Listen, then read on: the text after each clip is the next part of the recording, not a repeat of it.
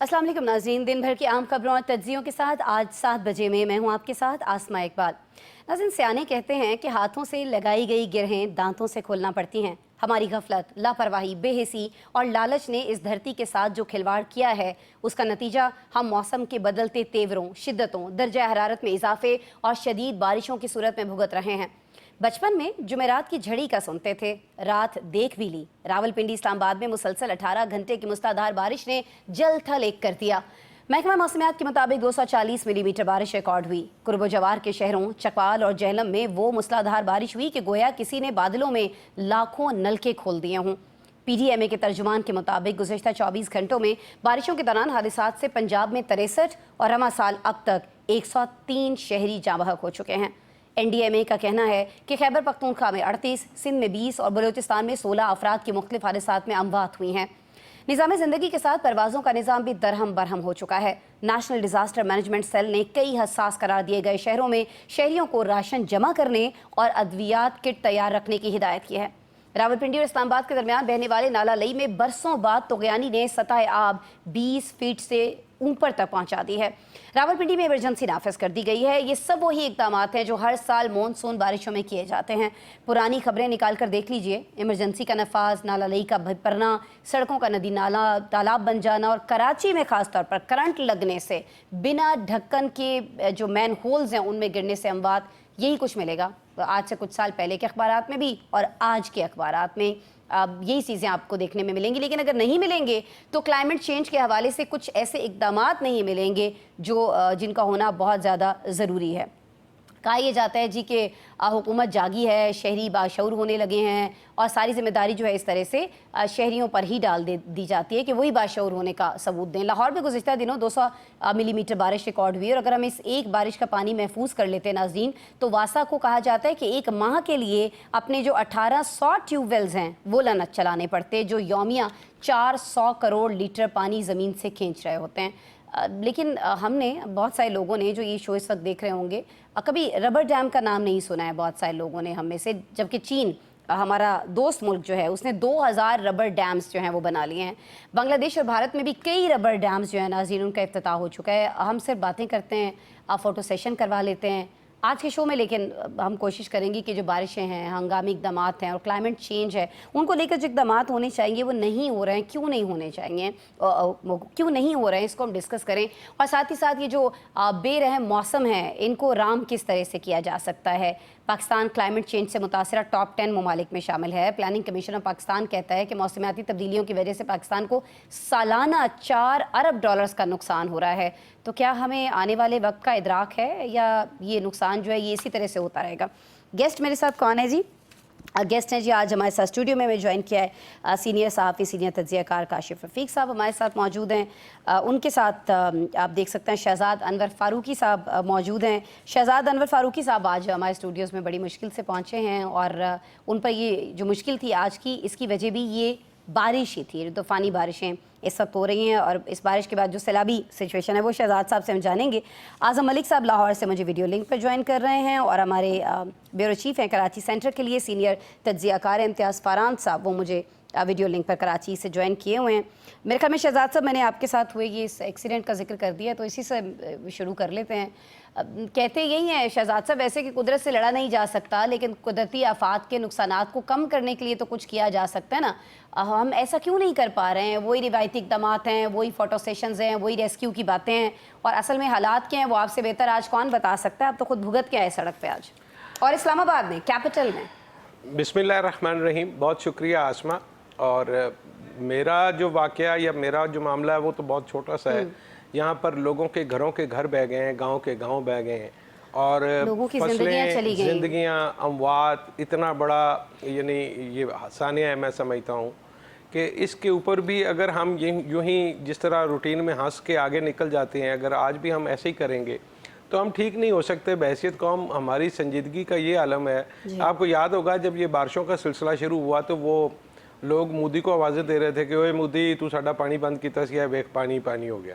तो अगर हम इतने बड़े मतलब कौमी मसाइल के ऊपर, डिज़ास्टर सिचुएशन के ऊपर अगर हम मजाक करते हैं तो इसका मतलब ये है कि हम संजीदगी से चीज़ों को लेते नहीं हैं।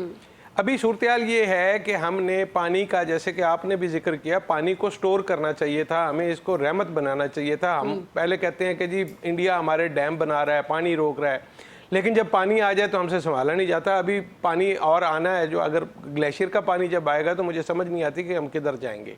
हमारा जो इंफ्रास्ट्रक्चर है इस हवाले से मामलात से निमटने का, उसमें जान नहीं है।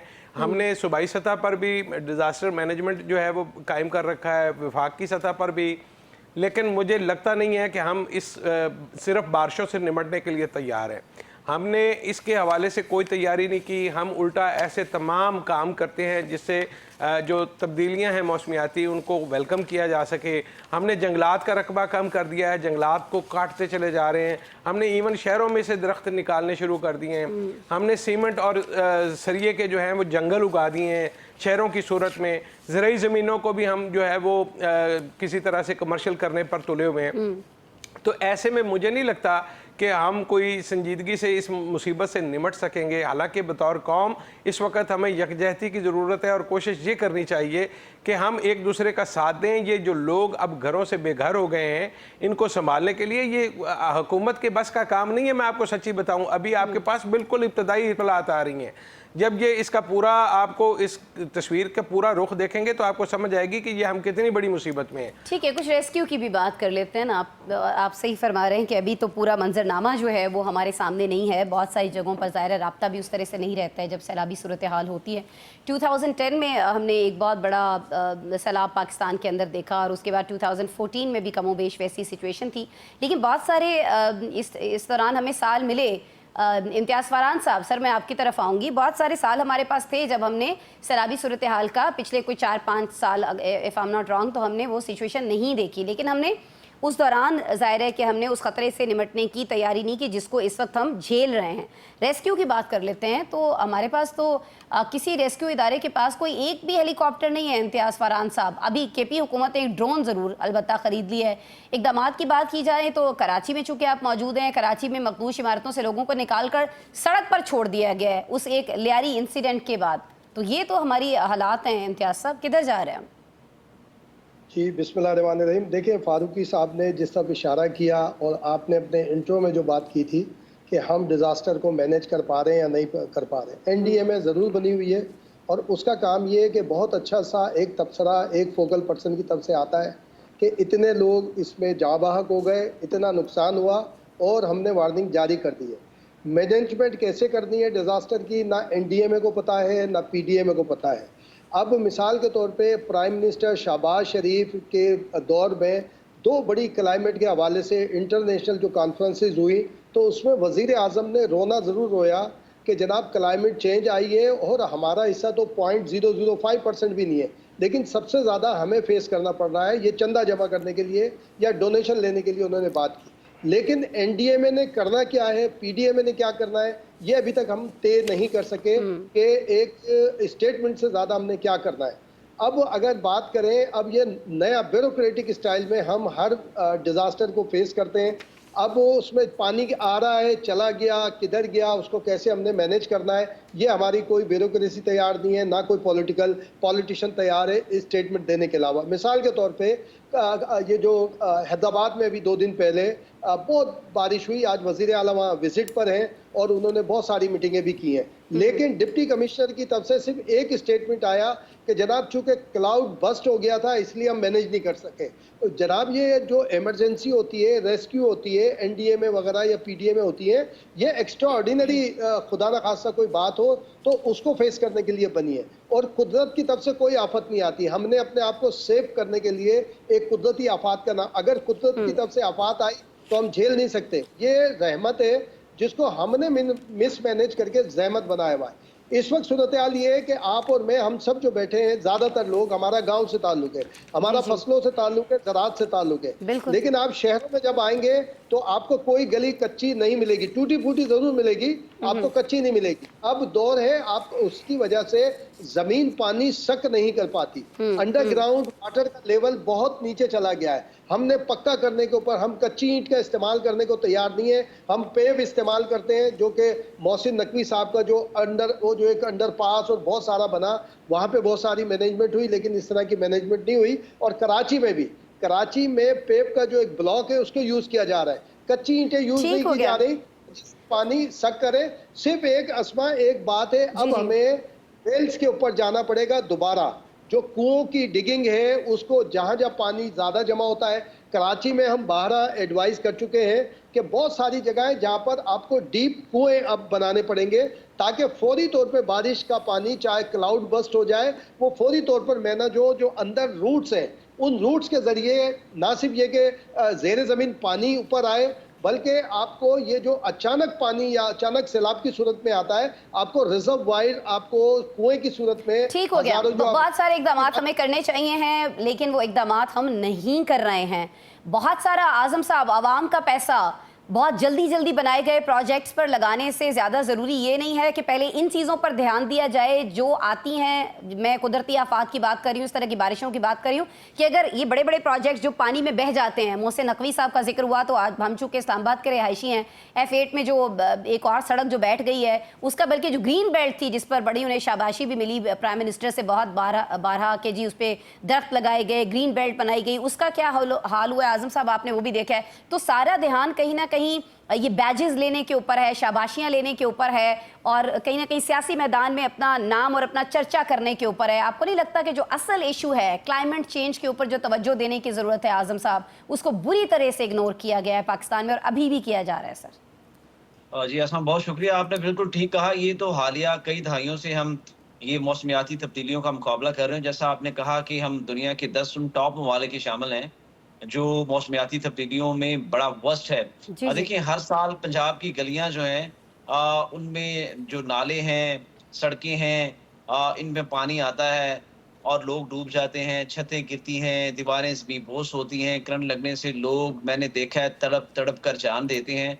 मगर हुकूमती रवैया ऐसा है जैसे ये सब कुछ एक कुदरती खेल है, जिस पर अफसोस का इजहार कर देना काफी है। जी आप आए हैं, जी हमें बड़ा अफसोस हुआ है। 63 अमवात कोई मामूली सानिया नहीं है आसमा, ये 63 खानदानों के ख्वाबों का, इज्जतों का, नस्लों का कत्ल है। लेकिन इन ऐसे अमवात पर कोई इमरजेंसी इजलास बुलाया गया नहीं, किसी वजीर ने इस्तीफा दिया नहीं, किसी ऑफिसर को मुअत्तल किया गया नहीं। नहीं। बस एक अदद बयानिया जारी हुआ, कुछ तस्वीरें खींची और अगले दिन की बारिश ने नई लाशों का इंतजाम कर दिया। काश आसमा ये हादसात मॉडल टाउन में होते, DHA या वजीरों की कोठियों में होते, तो शायद निकासी आपके मंसूबे अगले दिन ही शुरू हो जाते। लेकिन चूंकि मरने वाले गरीब थे, मुजाफाती थे, वहाँ तो कच्ची चालान हो झोपड़ियों जाए के बड़ी वासी बात थे, है, उनके तो सिर्फ कच्ची चालान वादियों होते के हैं ना। वासी थे, इसलिए इनकी मौत को कुदरती आफत कहकर फाइल बंद कर दी गई है। सवाल ये है आसमा कि अगर हर साल यही होना है तो हर साल हुकूमत किस बात की तनख्वाह लेती है? हर बारिश अगर आजमाइश रहेगी तो फिर हुक्मरानी क्यों आजमाइश नहीं बनती?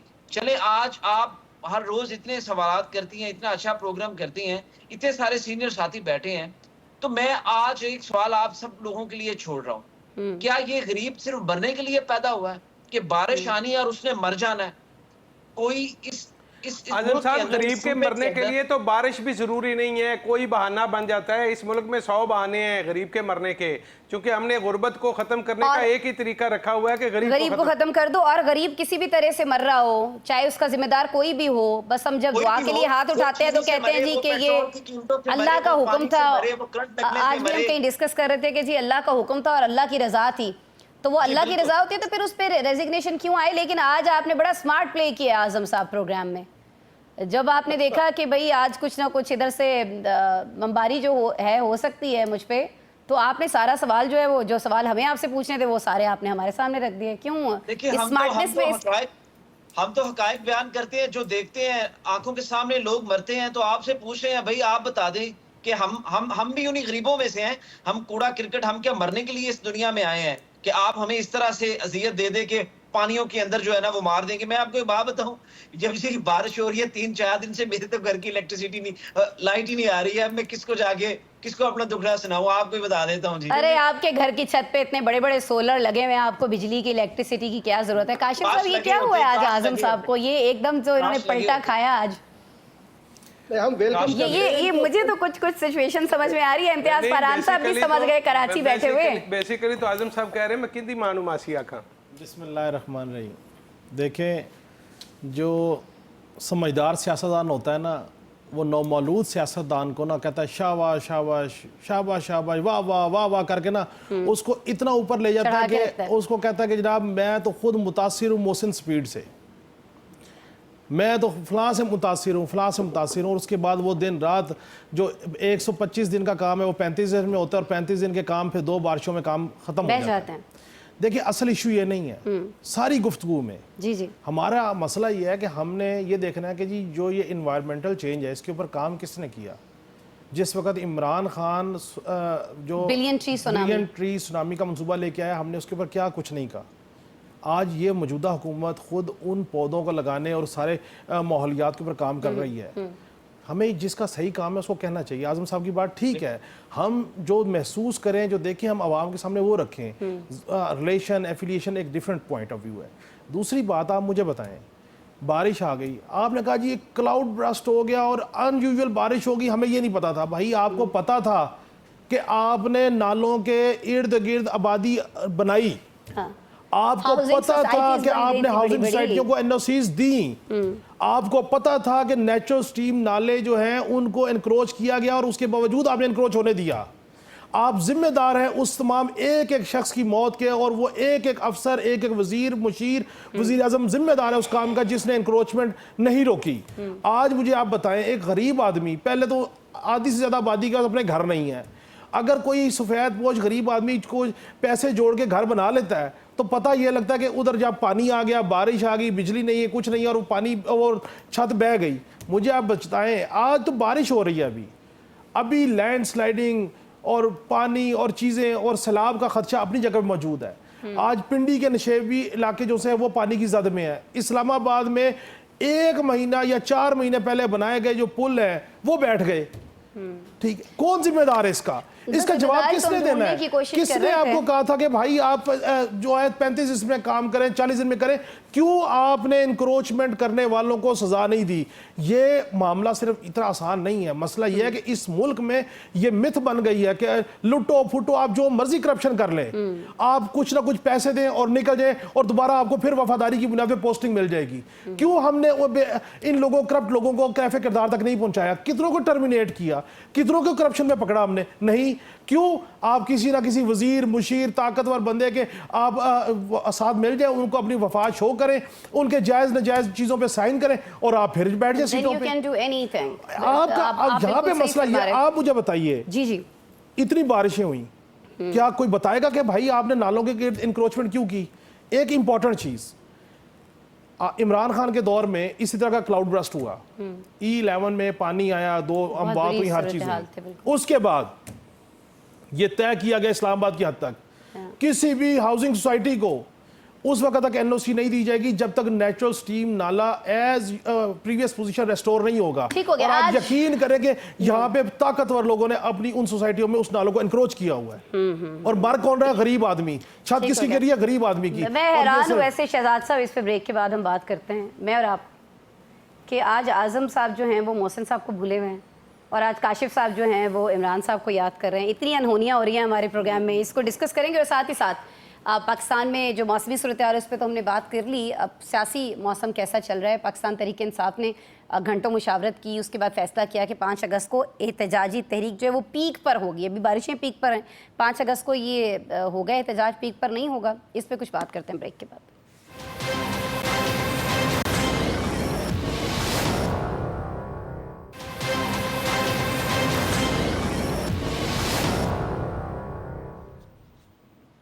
वेलकम बैक जी। अब हम डिस्कस करने जा रहे हैं कि 5 अगस्त को हम पाकिस्तान में क्या होता हुआ देख रहे होंगे, क्योंकि कहा यह जा रहा है पीटीआई की जानिब से कि उसकी एहतजाजी तहरीक 5 अगस्त को पाकिस्तान भर में पीक पर होगी। यानी गंडापुर साहब का जो 90 रोज़ा अल्टीमेटम था उस पर हालिया हमजा का जो एतराज़ था उसको दुरुस्त करार दे दिया गया है। मुशावरत के बाद बैरिस्टर गौहर और शेख वकास अकरम ने मीडिया से कहा कि एहतजाज सूबाई सतह पर होंगे। दूसरे लफ्ज़ों में इस्लामाबाद मार्च का फ़िलहाल कोई इम्कान नहीं है। हालांकि पीटीआई का सबसे लीथल जो वेपन है वो इस्लामाबाद मार्च ही है। तो क्या इस हथियार के बगैर हुकूमत को दबाव में और अडयाला जेल का फाटक खोला जा सकेगा?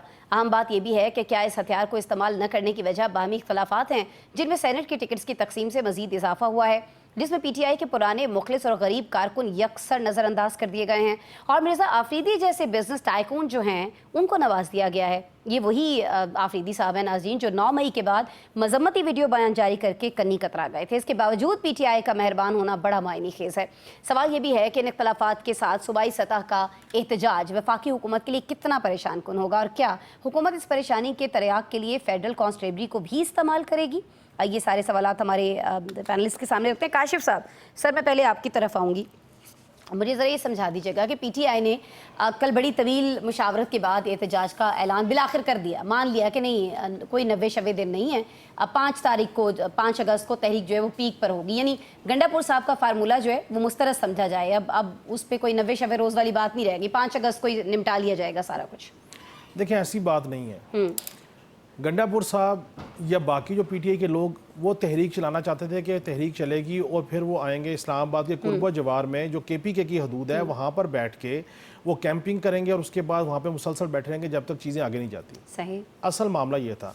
अब ये जो 5 अगस्त का एहतजाज है, ये एहतजाज नहीं, ये टोटल पूरा हो रहा है कि आप सूबाई हेडक्वार्टर में, डिस्ट्रिक्ट हेडक्वार्टर में प्रोटेस्ट करें। जी 2 साल हो गए हैं, बानी अंदर हैं, उनको इंसाफ दें, ये करें, 2 घंटे 3 घंटे का फोटो सेशन होगा, 2 दिन का जो ट्विटर ट्रेंड होगा, 4 दिन का फेसबुक का ट्रेंड होगा और कहानी ख़त्म। ठीक, अली मीन गंडापुर साहब ने इन सब को कहा कि आप जो दिल करता करें, लेकिन जो बड़ा इकदाम है वो नहीं होगा, क्योंकि उसकी एक वजह है। खैबर पख्तूनख्वा में सेनेट इलेक्शन, हुकूमत और अपोजिशन के मुज़ाकरात चल रहे हैं, मुज़ाकरात में सीट एडजस्टमेंट चल रही है। आज जिस वक्त मैं आपसे गुफ्तगू कर रहा हूँ, खैबर पख्तूनख्वा की असम्बली से एक गैर हतमी नतीजा सेनेट की इलेक्शन का आ चुका है कि नून लीग अपना कैंडिडेट JUIF के मिनॉरिटी कैंडिडेट के हक में विड्रा कर चुकी। अब अपोजिशन, मुत्तहदा अपोजिशन कहती है आप 5 सीटें हमें दे दें, 6 सीटें खुद ले लें, ताकि जो हॉर्स ट्रेडिंग का रास्ता है, ना पैसे हम लें ना आप लें, ना पैसे लिए जाए ना किए जाए, मामला सीधा हो जाए। सो ये फार्मूला परवेज़ लाई साहब के दौर में मरियम नवाज साहबा ने खुद अलाइन किया था और पंजाब असम्बली में भी इसी तरह हुआ था और मुमकिन तौर पर शायद इस पर अमल भी हो जाए। सो आपने जब सियासत में गुफ्तगू करनी होती है तो फिर आप जो एहतजाज का मामला उसको पसे पुश रखते हैं कि अलामती तौर पर एहतजाज कर लें, चीज़ें कर लें। अब इस टाइम के ऊपर जो मर्जी कर लें, जिन्होंने रिलीफ देना है उनको इनकी ज़रूरत ही नहीं रही। 2 तय अक्सरियत उन्होंने कर ली है। अच्छा मिनिमम 4 सेनेट की सीटें भी ले लें अपोजिशन, तो सेनेट की 2 तय अक्सरियत पूरी हो जाएगी। 3 सेनेटर इनको चाहिए सेनेट के हाल में 2 तय अक्सरियत के लिए। उसके बाद सुनिया हो जाए गलियां विच मिर्जा यार फिर जो 27वीं तरमीम कराएं, 28वीं करवाएं, 34वीं करवाएं, भले कि जो मर्जी करे कोई रोकने वाला नहीं है। ये बड़ा इंपॉर्टेंट आपने नुक्ता उठाया और ये हर जगह पे आजकल यही बात होती है, खासतौर पर जब सियासी जमातों से मुज़ाकरात की बात हो या इस्टेब्लिशमेंट के साथ पीटीआई के मुज़ाकरात की बात हो। शहजाद फारूकी साहब, सर मैं आपकी तरफ आऊँगी। काशिफ साहब ने कहा कि अब तो पीटीआई की ज़रूरत ही नहीं रही ना, सेनेट इंतखाबात की मैं बात नहीं कर रही, आप समझ रहे हैं मेरे इशारा के जाने पे कि वहाँ से भी इनकार हो गया कि भाई हमें तो आपकी ज़रूरत ही नहीं है, सारी चीज़ें चल रही हैं, हम एक पेज पे हैं तो आप कौन है बीच में। एक तो ये फरमा दीजिएगा। दूसरे जो शेख वकास अकरम कह रहे हैं कि सूबाई सतह पर एहतजाज होगा, इससे आपको नहीं लगता कि वफाकी हुकूमत जो है वो दबाव में नहीं आ रही होगी? भाई आप तो वफाक में एहतजाज ही नहीं कर रहे ना, आप तो सूबों पर तो करते रहे। अच्छा देखिए, पहली बात तो ये है कि ये बड़ा कम होता है इस प्रोग्राम में कि मैं काशिफ रफ़ीक साहब के साथ इत्तेफाक करूं, लेकिन आज वो बिलाखिर वो मतलब वो एक दिन ऐसा आ गया है कि मैं काशिफ रफ़ीक के साथ जो है वो इत्तेफाक करने पर मजबूर हूँ।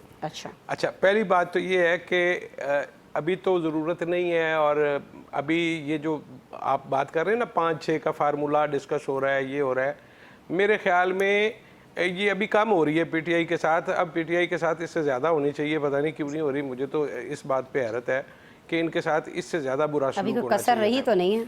लेकिन ऑन दी अदर हैंड एक बात से मैं उनकी इत्तेफाक नहीं करता, वो ये कि उनकी ज़रूरत नहीं रही। देखिए आज नहीं, जब कभी आपने कश्मीर और फ़लस्तीन के ऊपर, इसराइल के ऊपर कोई बड़ा फैसला करना है ना, वो पीटीआई और बानी पीटीआई के बगैर उनको एतमाद में लिए आप कर नहीं पाएंगे।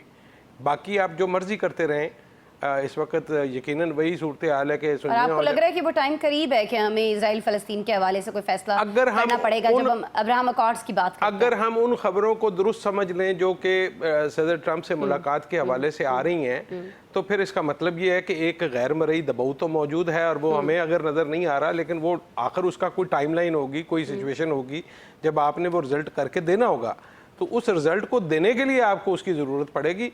अब ये देख लेते हैं कि इनके पास कितनी टाइमलाइन में गुंजाइश है, उसके मुताबिक। एक जुमला, इस्राइल को तस्लीम करने या ना करने में हम सऊदी अरब की लाइन को फॉलो करेंगे। ये तो बहुत पहले कह भी दिया गया, शायद वहाँ पर यकीन नहीं, आने वो की आप कराई तो इस सवाल से भी। वो तो आप ठीक कह रहे हैं, लेकिन क्या सऊदी अरब का माना हुआ पाकिस्तान के अवाम मान लेंगे? असल सवाल ये है। लेकिन पाकिस्तान के अवाम के मानने न मानने से क्या होता है भाई, वो फॉर्म 47-45 भी मुझे फिर याद आ जाते हैं। खैर बहरहाल आगे बढ़ते हैं। मैं क्योंकि पीटीआई की बात हो रही है, फरहान साहब, ये फैसला क्यों किया गया है कि इस्लामाबाद की जानिब मार्च नहीं किया जाएगा? वजह क्या है? क्या पार्टी की कुव्वत जो है वो मज़ामत की नहीं रही है, आपको लगता है ये वजह है? तो अगर इसको मान ले इस आवाज़ को कि फ़ाइन, उनको लगता है कि इस्लामाबाद में हम नहीं कर पाएंगे, तो फिर पंजाब में भी तो सिचुएशन कोई डिफरेंट नहीं है। आप कराची में मौजूद हैं फरहान साहब, वहाँ भी कोई इतनी मजबूत तो नहीं दिखती है PTI हमें कि एहतजाज कर सके कोई तगड़ा किस्म का। देखिए, ये शेख वकास साहब ने और दूसरे जिन लोगों की मौजूदगी में ये ऐलान किया, वो सारे अली अमीन गंडापुर के अगर मुखालिफ नहीं तो वो हामी भी नहीं है। मामला ये है कि अब ये जैसे फैसल मरबत कहा करते थे कि अगर अली अमीन गंडापुर ना हो तो मुजाहिमत नहीं हो सकती, कोई तहरीक नहीं चल सकती। वो सूरत हाल आई है कि अब अली अमीन गंडापुर ने दूसरे सूबों से या दूसरे मामलात में ताउन से ज़ाहिर इनकारी हो गए, क्योंकि उनकी कोई बात मानी नहीं जा रही। जब नहीं मानी जा रही तो वो भी अपने सूबों में खेलें और लग पता जाना है कि भाई सूबों में क्या होता है। मैं समझता हूँ जैसे आपने फरमाया बिल्कुल ऐसे ही होना है, होना कुछ भी नहीं है। आप पंजाब में देख लें, सिंध में देख लें, बलूचिस्तान में तो कोई सूरत हाल बनती नहीं है, वहाँ पर कुछ लोग ऐसे नज़र आते हैं। ये आपस का जो एक मामला है, अब उसको आप चाहे अलीमा खान ग्रुप कह लें और बुशा बीबी ग्रुप कह लें या अली अमीन गंडापुर ग्रुप कह लें या अदर देन अली अमीन गंडापुर कह लें। अब ये जो काशिफ ने कैलकुलेशन बताई है, सेनेट का इलेक्शन बहुत टेक्निकल होता है। यहाँ अक्सरियत अक्सर हम सिंध में तो कई मरतबा जाम सादिक के दौर से अब तक हम देखते आए, अक्सरियत कुछ नहीं कर सकी और अकलियत बहुत सारी सीटें लेकर निकल जाती है, क्योंकि टेक्निकल तरीके से होता है। मगर यहाँ पर मामला ये है कि जो तहरीक इंसाफ है उसका पॉलिटिकल विंग हो, लीगल विंग हो या एक मुज़ाहमती विंग हो, वो अभी तक तय नहीं कर पाए कि बानी चेयरमैन का मसला अदालती है, सियासी है या क्या है। वो आप उनके वकला को देखें, अदालतों में जाते हैं, जजों से लड़ जाते हैं, ऐसे ऐसे आर्गूमेंट देते हैं कि जज रिएक्शन करके उनको या तो साइलेंट करा देता है। कोई लीगल आर्गूमेंट कोई अदालत के अंदर नहीं दी जाती कि किस तरह से होगा। अच्छा, बाहर डायलॉग करने हैं तो डायलॉग कैसे करने हैं ये नहीं पता चल रहा कि किससे करने हैं। बस वो आके अलीमा खान साहिबा कोई और बात करती हैं, अली अमीन गंडापुर कुछ और बात करते हैं। डायलॉग के लिए भी इनको पता नहीं है। तो इनको एक अच्छी टीम की जरूरत है और ये कह देना काफी होता है कि जनाब बानी जो कहेंगे तो बानी क्या कहेंगे। मैं तो पहला कैदी देख रहा हूँ अड्डाला जेल का, जिसके बारे में जेलर ने एक पूरी फहरिस्त जारी की है कि कितने ट्विटर किए गए, कितनी मरतबा डायरेक्टिव दी गई है। कहीं जेल मैनुअल में ये नहीं लिखा हुआ, और जेल मैनुअल में जो चीज ना लिखी हो सुप्रीम कोर्ट भी उसका इम्तियाज साहब, आप चूंकि कराची में है ना, सूबाई सतह की बात हो रही है एहतजाज की, तो मुझे बता दें कि आपको कोई ऐसी सिचुएशन दिखाई देती है कराची के अंदर कि इतना बड़ा एहतजाज हो जाए, जिस तरह से कहा जा रहा है कि 5 अगस्त को पीक पर होनी चाहिए चीज़ें, तो क्या पीक आप देख रहे हैं कि कराची में हो सकता है? वो उसको इतना प्रेशर आ सकता है कि आज़ाद करना पड़े, बानी को अडियाला से बाहर निकालना पड़े? मैं नहीं समझता कि ऐसी कोई सूरत हाल है, क्योंकि अभी एक रोज पहले अली आदिल शेख और जो मसूद सयाल है वो एक वहाँ पे उन्होंने टंडोवाला यार में और उन्होंने सिंध एक उन्होंने रैली निकाली। अब रैली में आपको पता है बाइक रैली होती है तो ऐसे, लेकिन कोई ऐसी नहीं थी कि जो नोटेबल है। इम्तियाज साहब आसमा से पूछ लीजिए, ये पान की पीक का तो नहीं जिक्र कर रहे? अच्छा, ये पीका भी हो सकता है वैसे। देखिए, जो हम डिजास्टर की बात कर रहे थे इसमें चूंकि आपने लियारी का भी जिक्र किया था, जी जी, यहाँ पर जो मखदूश इमारतें हैं वो तो शायद शामिल ना हो लिस्ट के अंदर। अब जो जिसको बिल्डर खाली कराना चाहता है या जो ब्यूरोक्रेसी के टारगेट पर है उनके नाम दिए जा रहे हैं। और जो सईद गनी है, कल भी हम प्रोग्राम में ये डिस्कस कर रहे थे इम्तियाज साहब, आप बिल्कुल बजा फरमा रहे हैं कि जिसको प्रेशर में लाना होता है उसके कोई ना कोई फाइल खोल ली जाती है। कौन सी कोई वो नई बात तो खैर नहीं है, अब तो मादी हो गए। जो कमेटी के अंदर कहा है कि आबाद को शामिल किया जाए, एक आर्किटेक्ट्स की एसोसिएशन है उसको शामिल किया जाए, तब तो जाके मामला बन सकता है। टाइम मेरे पास बहुत कम रह गया। आजम मलिक साहब की तरफ मुझे जाना है, इम्तियाज साहब आपकी इजाजत से। आजम साहब, ये मुझे बता दीजिएगा, बहुत सारे तजादात हैं PTI के अंदर, लेकिन एक और तजाद कि जी सिर्फ और सिर्फ ये जो मालदार लोग हैं उनको नहीं कोई टिकट विकेट दिया जाएगा, जो पार्टी से बिल्कुल लॉयल रहे हैं उनको टिकट्स दिए जाएंगे। शेख वकास का बयान हमारे सामने है कि किसी मालदार शख्स को सैनेट का टिकट नहीं मिलेगा। और फिर इमरान खान तो 9 मई को मुखलिस कारकुनों की कसौटी करार दे चुके हैं ना, फिर ये मिर्ज़ा आफरीदी साहब को टिकट क्यों दे दिया गया, ये ज़रा मुझे समझा दीजिएगा। आजम, और आप लाहौर में तो लाहौर में तो सुना है कि बड़ा खौफ फैला दिया गया है भाई पीटीआई के कारकुनों के अंदर। ये मैं नहीं कह रही, ये जो पीटीआई के लोग हैं वो कहते हैं कि जी पंजाब में हरासा किया जाता है हमारे लोगों को कि बाहर ना निकलें। तो फिर कैसे होगा ये 5 अगस्त को सारी चीज़? नहीं आसमा, ऐसी कोई बात नहीं है। देखें, इससे पहले भी 2 दफा लाहौर के अंदर एक जलसा किया तहरीक इंसाफ ने, और उन्होंने अपनी एक छोटी मोटी पावर शो किया है। देखें, सबसे अहम बात यह है कि जिस नुक्ते की तरफ आप गौर नहीं कर रहे वो ये है कि बानी चेयरमैन की तरफ से जब हालिया मुलाकात हुई लीमा खान साहिबा से, तो उसके बाद उन्होंने कहा कि अगर ये लोग मुझे रिहा नहीं करवा सकते तो इन्हें कहें कि ये इस्तीफे दे देंगे। मैं आपको बड़े बावसूख जराए से बात बता रहा हूँ। उन्होंने कहा कि इन्हें कहें कि फिर असम्बलियों से इस्तीफे दें और ये बाहर निकले। अब मसला ये है कि ये असम्बलियों से इस्तीफे दे के बाहर नहीं आ सकते, तो अब इन्होंने, अब वो जो पंजाबी की कहावत है ना, गोगलों से मट्टी चाड़ना, अब इन्होंने उस लेवल के ऊपर एक छोटा सा एहतजाज करना है। नहीं लेकिन आजम ये बात आप बिल्कुल बजा फरमा रहे हैं। बानी ने ये कहा है, बानी ने तो अपने उसमें ट्वीट में भी कहा है ना, अपने एक्स मैसेज में भी कहा है कि अब जिसने अपना हिस्सा नहीं डाला है फिर मैं जेल में बैठ के उससे निपटूंगा। तो अब तो करना तो पड़ेगा, गोंगलों से मिट्टी झाड़ने से काम नहीं होगा। They have to be very active now. जी, मैं आपको ये बताना चाह रहा हूँ कि इस मुलाकात के बाद जब बानी ने ये कह दिया कि जी हम आपसे इस्तीफे ले लेंगे अगर आप मुझे बाहर निकलवाने के लिए कुछ कर नहीं सकते, आप तो हुकूमत के मजे ले रहे हैं, सरकारी गाड़ियों में झूम रहे हैं, आपने पब्लिक अकाउंट्स कमेटियों की चेयरमैनशिप जो है पंजाब से वो भी ली है, यहाँ पर भी सरकारी गाड़ियों में है।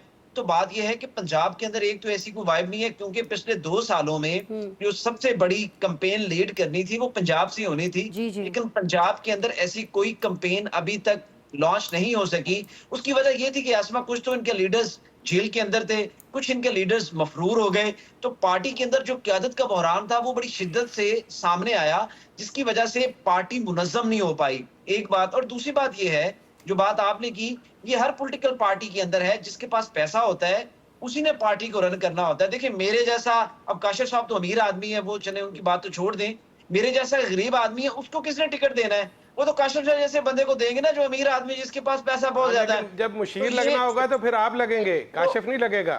गुड तो बात ये, मैं तो किसी का मुशीर नहीं हूँ जी, मैं तो आप जैसा आपका साथी हूँ। तो बात ये है कि ये दिल में आजम साहब ने कहा है, शहजाद साहब अल्लाह आपकी ज़बान मुबारक करे। मुझे पता है आपके हुस्न ज़न पे आपका मशकूर हूं। अज़ीरा एक मजाक के तौर पर बात की है। देखिए ये हर पॉलिटिकल पार्टी में है, आप पीएमएलएन को उठा लें, आप पीपल्स पार्टी को उठा लें, एमकेएम को थोड़ा सा छोड़ दें, या जमात इस्लामी को थोड़ा सा आप लीव दें, बाकी तमाम पॉलिटिकल पार्टीज जो टाइम खत्म हो गया आजम साहब, इनके अंदर हमेशा ऐसा ही होता है कि जिनके पास पैसा है उनको टिकट दिया जाता है। हाँ, हमेशा ऐसे होता है। और अब हैरत की बात है पीटीआई में भी यही हो रहा है, बड़े बड़े दावों के बावजूद।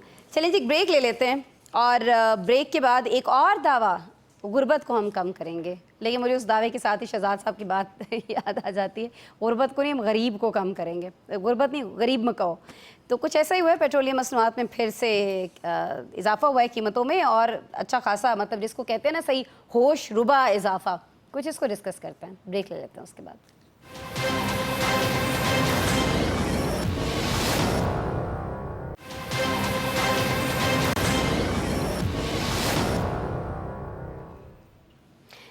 प्रोग्राम में बात करेंगे कुछ एक सांझे दुख की। सितम देखिए नाज़रीन कि एक तरफ वफाक में मुस्लिम लीग के हुकूमती इक़दामात से महंगाई का ग्राफ मीनारे पाकिस्तान को पीछे छोड़ रहा है, और दूसरी जानिब पंजाब में मुस्लिम लीग की हुकूमत महंगाई कंट्रोल करने के लिए वजारत बना रही है। इस हवाले से पंजाब असम्बली में बिल पेश कर दिया गया है। लेकिन सोचने की बात यह है कि ये महंगाई कंट्रोल वजारत पेट्रोलियम मसनूआत, बिजली, गैस के बिलों में इजाफे पर क्या करेगी?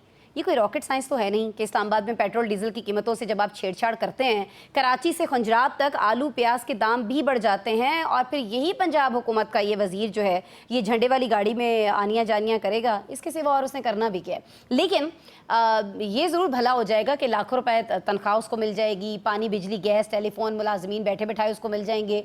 इसी में आज हम बात करेंगे कि क्या पंजाब के वज़ीर जो हैं तखफीफ गिरा फरोशी के वज़ीर, वो कोई कारनामा अंजाम दे सकेंगे? और ये जो 15-15 रोज़ बाद पेट्रोल डीजल की कीमतों से इतनी गैर मामूली छेड़छाड़ हो रही है, इससे अवाम कहाँ जाएंगे? नौबत खुदकुशियों तक आ पहुँची है, क्योंकि 3 जुलाई की खबर है कि गुजरावाला में बिजली चोरी के इल्ज़ाम में पकड़े जाने वाले बूढ़े बाप की ज़मानत में नाकामी पर जमा साला जो उसका बेटा था ना नाज़रीन, उसने खुदकुशी कर ली थी। तो मामला जो है वो बहुत संगीनी की तरफ जा रहे हैं। मैं आपकी तरफ आऊँगी, इम्तियाज़ फरहान साहब, सर, ये बिजली चोरी पर बाप पकड़ा जाता है, बेटा जमानत नहीं करवा सकता, जिंदगी खत्म कर लेता है, और वफाकी हुकूमत हमें ये कहती हुई दिखाई देती है कि 5 करोड़ से कम की जो टैक्स चोरी है उस पर किसी को गिरफ्तार नहीं किया जाएगा। सर, ये इसको मेरे ख्याल में इसके लिए तजाद का लफ्ज़ तो नहीं होना चाहिए, कोई और लफ्ज़ होना चाहिए, मैं नहीं कह सकती। अगर आपके पास कुछ चुनाव, चूंकि आपका अल्फाज का बड़ा अच्छा है, तो कुछ तबसरा फरमाइए इसके ऊपर। देखिए, तजाद की जगह आप जल्लाद का इस्तेमाल कर सकती हैं कि जल्लाद बने हुए इस वक्त। ये पूरी तरह से किसी देखिए, हमने हिंदुस्तान से जंग जीत कर पूरी दुनिया में अपना सर फख्र से बुलंद किया। अब ये महंगाई के जरिए हमें तस्दील करना इन्होंने शुरू कर दी है कि जैसे कभी उठेंगे नहीं। काशिफ एक बात कह रहे थे, 2/3 मेजोरिटी। जी। नवाज शरीफ हो या इमरान खान हो, उनको 2/3 मेजोरिटी ही लेके डूबी थी, क्योंकि 2/3 मेजोरिटी के बाद दिमाग आसमान पे चला जाता है। बंदा ये सोचता है उसके लिए कुछ करने वाला कोई नहीं। जो ये पेट्रोलियम मसनूआत हैं या दूसरी चीजें, जो महंगाई में इजाफा हो रहा है, और बजट भी ऐसा आया है जो क्लाउड बस्ट है ना, ये बजट की सूरत में हम पर आया है। उसमें भी अजीब अजीब टैक्सेस लगाए, जो 19 जुलाई को पाकिस्तान में कम्युनिटी एक शटर डाउन हड़ताल करने जा रही है। अच्छा, इसमें कोई ये बात सुनने को तैयार नहीं है। मगर अब हमारी असेसमेंट ये है कि ये जो हम कह रहे हैं कि तहरीक इंसाफ और इस्टेब्लिशमेंट के मुज़ाकरात नहीं होंगे, हुकूमत की ये हरकतें बिल्कुल उसी तरह से मुज़ाकरात शुरू करवा देंगी इमरान खान से, जैसे नवाज शरीफ से हो गए थे इमरान खान की हरकतों की वजह से, या इमरान खान हुकूमत के मामलात की वजह से कि वो महंगाई को काबू नहीं कर पा रहे थे, डॉलर को रोक नहीं पा रहे थे, उसकी वजह से अचानक मामला टर्न हुए दूसरी साइड पर। तो अब इमरान खान या किसी और खाते में ना जाए मामला, कोई नई पैदाइश अमल में आ जाए, जिसके लिए शायद तैयारियां चल भी रही हैं। तो ये जो महंगाई है, ये जो गरीब मुकाव वाला जो एक मामला है, वो शायद उस सब लेकर जाए कि जी इस हुकूमत के जो ये काशिफ तो आज मोहसिन नकवी साहब को स्पीड कह रहे हैं, मोहसिन स्पीड, ये किसी जमाने में शहबाज शरीफ को कहा करते थे शहबाज स्पीड, और ये स्पीड में मंजिल से आगे निकल जाते हैं ये जो भी हुक्मरान होते हैं। तो ये जो पेट्रोलियम मसनूआत में जब कमी आई थी पूरी दुनिया में, तो हजरत शहबाज शरीफ ने फरमाया था, जो हमारे वजीर आजम हैं, उन्होंने कहा था कि ये जो लेवी जो 100 रुपए पे ले गए थे, ये हम रिफंड के तौर पे या रिलीफ के तौर पे आवाम को नहीं दे सकते। हम इसके लिए कराची से कोयटा तक एक डबल शाहरा बनाई जाएगी, बड़ी अच्छी शाहरा बनाई जाएगी, उसमें ये पैसे लगाए जाएंगे। ठीक है, चलिए अभी किस चीज़ के पैसे लिए हैं, कुछ इस पे भी मैं चाह रही हूँ। इम्तियाज़ साहब, आपने बिल्कुल सही तर्जुमानी की है, जो इस वक्त एक आम पाकिस्तानी सोच है, जो सवाल आते हैं उसके जहन में। शहजाद साहब, ये हुकूमत एक माह में 3 बार पेट्रोलियम मसनूआत की कीमतें बढ़ा रही है, if I am not wrong. Iran Israel जंग होती है, कहा जाता है कि आलमी मंडी में तेल की कीमत बढ़ गई है, तो हुकूमत ने यहाँ भी बढ़ा दी, लेकिन इस बार तो ऐसा कुछ नहीं हुआ ना। खाम तेल की कीमत $68 फी बैरल चल रही थी, उसके बावजूद हुकूमत ने 15 जुलाई को फिर से कीमत बढ़ा दी है। कहा यह भी जा रहा है कि हुकूमत ने इस बार ये जो एक्सचेंज रेट एडजस्टमेंट है उसकी मद में 7 रुपये फी लीटर डाले हैं, जो पहले नहीं डाले गए थे। हुकूमत भूल गई थी, अब उसको याद आया तो उसने डाल दिए। तो हम क्यों एतराज़ कर रहे हैं शहजाद साहब पर? नहीं, तो मैं तो इस मौक़िफ़ के साथ हूँ कि हमें एतराज़ नहीं करना चाहिए। देखिए, मुझे तो लगा कहीं आपने पेट्रोल का सुन के तो नहीं गाड़ी कहीं मार दी कि भाई खड़ी रहे, कुछ इतना महंगा हो गया पेट्रोल। मैंने 2-3 सजेशन आपके सामने रखने हैं और हुकूमत को मेरा मशवरा है। एक मशवरा तो मेरा ये है जी कि आप ये जो रिंग टोन पे लगाते हैं ना ट्यून्स, तो फ़ोन कोई भी बज रहा हो तो आगे से एक मैसेज आता है ना, तो मैं एक मैसेज मैंने तैयार किया है कि महंगाई एक बीमारी है, इससे लड़ें, खाना कम खाएं, फटे हुए कपड़े पहने, खाना कम खाएं, पेट्रोल वाली गाड़ी मत चलाएं, पैदल चलें। याद रखिए, हमें महंगाई से लड़ना है, हुकूमत से नहीं। एक तो आप ये ट्यून जो है वो लगा दें तो मेरा ख्याल है लोगों को, मेरे ख्याल में ये जिशान साहब ने कर ली होगी रिकॉर्ड, मेरे प्रोड्यूसर ने, ये भिजवाते हैं किसी को। अच्छा, आजम साहब को देते हैं, आगे पहुंचा देंगे। और दूसरी बात ये है कि भी दिया था ये मशवरा। यार, ये मैं आपको एक बात बताऊं, मैं हैरान होता हूं, ये जो हमारे नाबगे हैं, क्या है जी, वजारत तकफीफ़े ग्रां फरोशी, अल्लाह की कसम, ये माजिद मेरा ख्याल है को 20 साल से ये सहाफ़त से मुंसलिक है, ये भी हमारा साथी है, इससे पूछ लें इसका मतलब क्या है। लोगों को पता ही नहीं होगा कि ये वजारत तकफीफ़े ग्रां फरोशी क्या होता है। यार, सीधी सीधी बात है, आप लोग 2 खिड़कियाँ बना दें। दूसरी तजवीज़ ये है, एक खिड़की हो जिस पे आप अपनी पूरी महीने की तनख्वाह जमा करा दिया करें, और दूसरी खिड़की हो जहाँ से आप ज़कात और अतियात दिया करें, कि आपने अपनी ज़िंदगी गुजारनी है। देखें, काम करें, पैसे इधर जमा करा दे सारे के सारे हुकूमत पाकिस्तान को, और इधर से आप ज़कात ले लें और उससे अपना गुजारा करें। इस सेगमेंट का टाइम कम होता है, आपके जज्बात उस तरह से हम नहीं, उनकी तर्जुमानी आपको मौका नहीं दे रहे हम आज। वक्त की किल्लत की वजह से, लेकिन मेरे ख्याल में सब लोग समझ गए हैं कि आप क्या कहना चाह रहे हैं। काशिफ रफ़ीक साहब, आप क्यों इतने सुकून से बैठे हैं? आप तो साइकिल पे नहीं आते ऑफिस, आप भी गाड़ी में आते हैं, बड़ी गाड़ी में आते हैं, अच्छी खासी बड़ी गाड़ी में आते हैं, पेट्रोल डलता है, तो आप इतने सुकून में क्यों हैं? देखिए, सुकून में इसलिए हूँ कि हमारी बात का असर हुकूमत ने लेना नहीं है। जो उनका दिल कर रहा है उसने करना है। अपोजिशन उनके पास है नहीं, इख्तियार कुल्लुहुम है। अब तो इनके ऊपर भी कोई साहिब इख्तियार का क्लाउड ब्रस्ट होगा तो इनका दिमाग दुरुस्त होगा। अदरवाइज वो कहते हैं नजर नहीं आ रहा। अब वो कहते हैं जी हम चाहे पेट्रोल 300 रुपये पे कर दें, हम चाहे डॉलर 450 रुपये पे कर दें, हमारे पास दलील मौजूद है, तो जिहाद मौजूद है। जो ज़्यादा बोलेगा पीका मौजूद है, उससे ज़्यादा बोलेगा बेरोज़गारी करवा देंगे, उससे ज़्यादा बोलेगा तो किसी और मुकदमे में फंसा देंगे, मनशियात ये वो आगे पीछे। तो वो तो फिर एक्सट्रीम एंड है ना जी। सो मसला ये है कि खुद अपने किए हुए वादे, बातें, चीज़ें, दलाइल आप आज उसको जस्टिफाई कैसे करेंगे कि आपने कहा कि हम महंगाई यहाँ जा रही थी, हम यहाँ ले आए, ये पुराने दौर में यूँ हो रहा था, ये हो गया। जब आपके मुल्क का वज़ीर ख़जाना इम्पोर्टेड होगा और वो कहेगा कि भाईजान मेरी कोई कॉन्स्टिट्यूंसी नहीं है, मैं आया हूँ यहाँ पे, जब खत्म होगी दोबारा काम करने आते हैं ना, काम करने नहीं आते।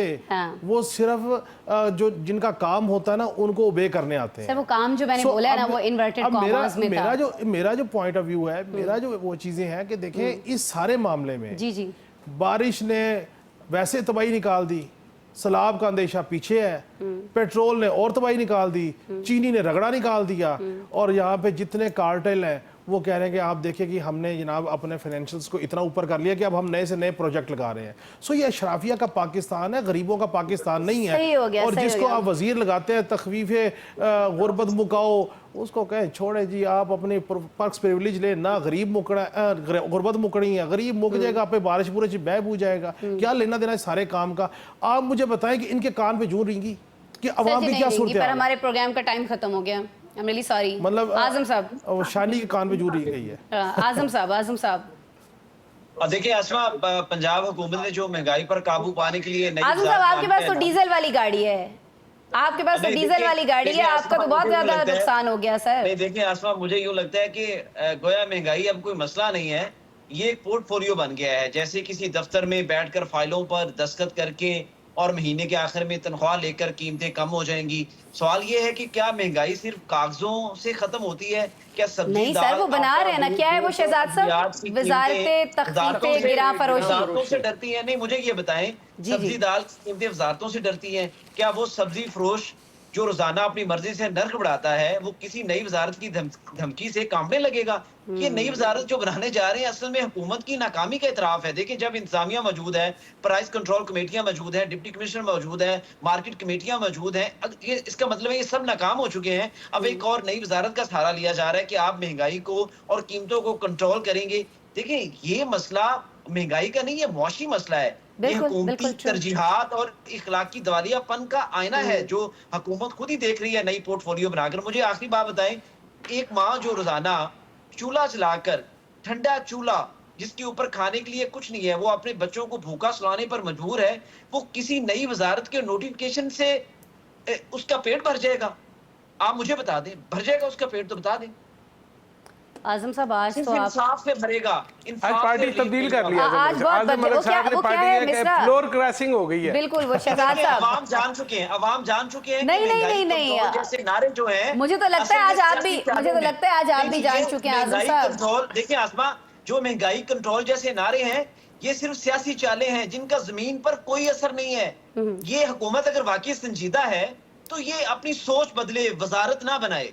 बदलने से मुझे याद आया एक मिसरा आपके लिए आजम साहब, जाते जाते इस हफ्ते का आखिरी प्रोग्राम है, बदले बदले मेरे सरकार नजर आते हैं। नहीं, प्रोग्राम की मेरे ख्याल में यूं ही मौसम की अदा देख के याद आया है किस कदर जल्द बदल जाते हैं इंसान जाना। नहीं देखिए, ये ज्यादती है भाई, जर्नलिस्ट का काम है, जिसका जो अच्छा मामला है उसको उठाना चाहिए।